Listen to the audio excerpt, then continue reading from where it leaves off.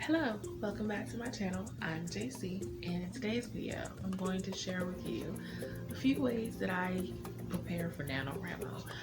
So November is coming. It's the most wonderful time of year for writers mostly, but it can be stressful, especially if you go in unprepared.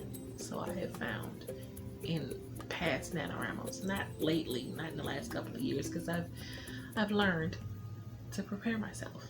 So 5 ways that I prepare for NaNoWriMo. Hopefully maybe 1 or 2 will speak to you and you'll get something out of it. Number 1, I complete the outline, which is what Preptober is all about. I'm usually right before Nano, go over the outline, make sure everything is in order.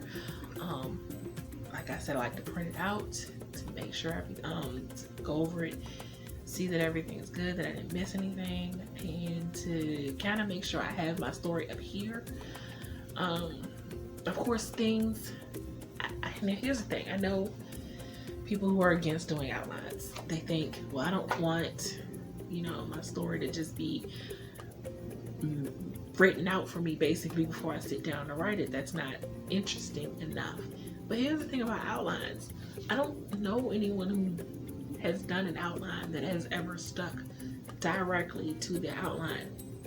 Now you say, well, then why create an outline if you're not going to stick to it? Because it's the structure. It's so that if you do get off track, if you veer away from the outline, something pops in that's not in the outline and you want to add it, you think it adds to the story, that's great. That's what you're supposed to do. But the outline is the structure to come back to. It's the foundation for when you veer off and you may take the story in this direction and then you start to not like the direction that you're headed. Then you have a foundation to come back to. You have the structure to pinpoint, okay, this is where I started to veer off. Let me come back to this point so that I can get back on track. And then maybe that's not the direction that it should go.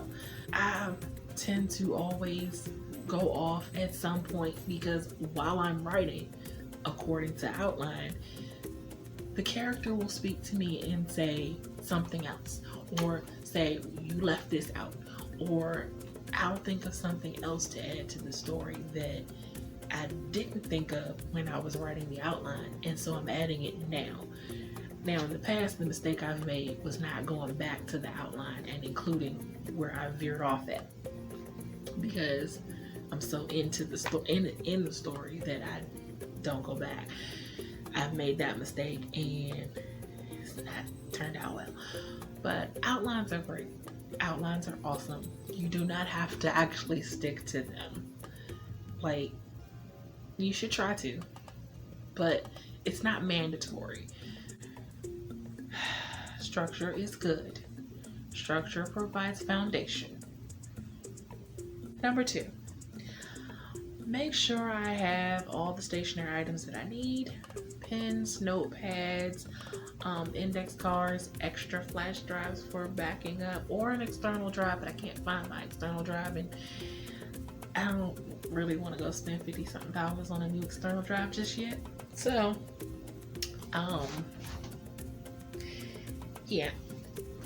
Make sure you have all your items and things good to go. Pens, if if you're handwriting part of the novel, and it's because I know some people who handwrite what they write each day and then they go type it up.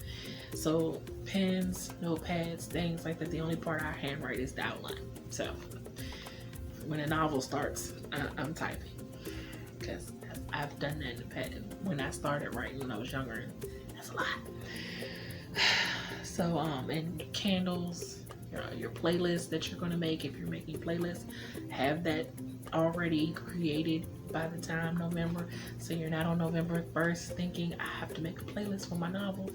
It's already done. Make sure that's out the way. Number 3, I write out a meal plan for the entire month of November. I don't fix all the meals at the beginning of the month. I fix them at the beginning of each week so that I can just heat up and warm as I go, unless it's something that I'm fixing like salmon, because I hate salmon in the microwave. Yeah, I don't like heating up salmon in the microwave, so that I will fix as fresh as I humanly possibly can. But I like to plan out the entire meals that I fix for November, so that I'm not wasting time wandering around the grocery store trying to figure out what I'm gonna fix. I tend to plan out my meals now anyway, but I do it more by week as opposed to sitting down and planning out for the entire month, except for the month of November. I plan out the entire month of November so that I don't want to waste any time that I'm going to need each week for writing.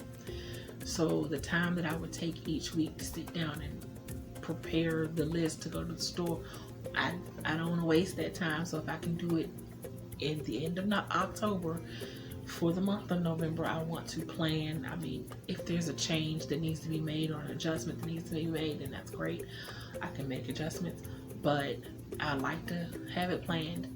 And then on a Sunday, the beginning of each week, since that's kind of my day not to really write anyway, then I would fix the meals for the week, and so that I don't have to waste a whole bunch of time during the week actually cooking, because that takes a huge chunk of time, at least, where I could be writing. So I just want to make all available time to write possible. Number 4, I write out a concrete writing schedule. I try to schedule things now, obviously, because I'm a routine type of person, but if the writing times are not concrete, they're more, if I'm finished this project or this client's project, then I will squeeze in some writing time here or time to work on my outline right now, because that's what I'm doing.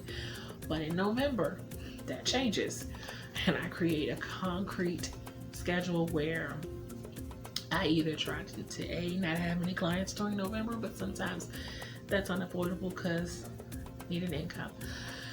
But I try to either have it where I'm working on a client's work in the morning hours for a certain part of the day, and then I have a couple of hours in the early afternoon and a couple of hours in the evening where I'm writing. Whatever the schedule is going to be, I make out a concrete schedule for the month of November so that I can know exactly when I'm writing.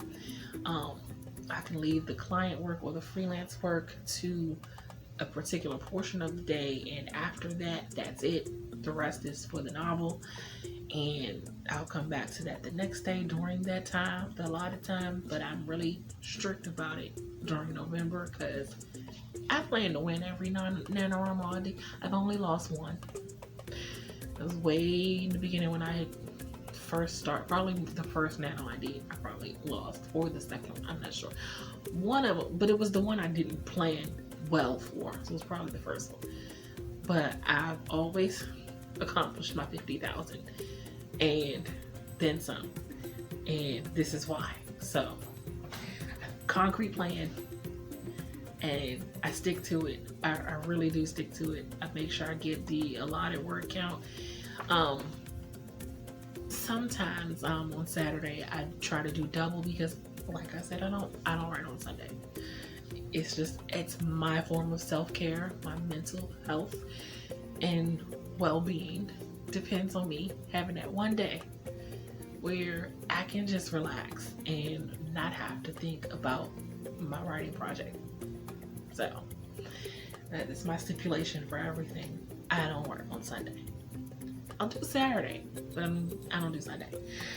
Number 5, make sure all family and friends are aware and on high alert of what this month is. If you need a do not disturb sign,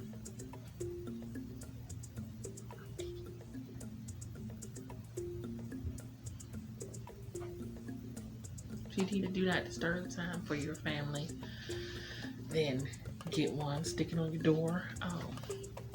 My daughter happens to be a creative as well, so we're pretty good at staying out of each other's space when we're creating.